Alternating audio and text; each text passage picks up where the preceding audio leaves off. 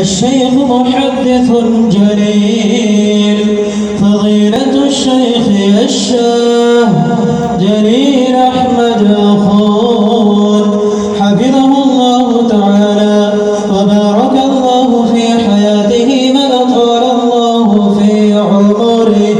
قال حدثنا والدي الشيخ المفتي الياس محمد بن ثابت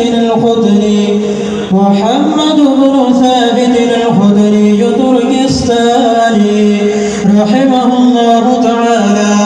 قال حدثني شيخ التفسير والحديث مولانا شبير أحمد عثماني رحمه الله تعالى، وسيد الطائفة السيد مولانا حسين أحمد المدني رحمه الله تعالى. حدثنا شيخنا وفضيلة شيخنا عارف بالله الشاه جليل أحمد أخون حفظه الله تعالى.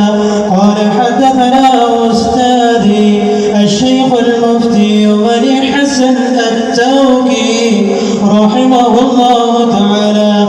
قال حدثنا الشيخ سيد الطائفة السيد حسين أحمد المدني رحمه الله تعالى. وقال حدثنا الشيخ محمود حسن الديوبندي رحمه الله تعالى. وحدثنا شيخنا عارف بالله الشاه جليل أحمد أخون حفظه الله تعالى. أجازني الشيخ الكبير المصلح العظيم عارف بالله الشاه مولانا حكيم محمد أخطر رحمه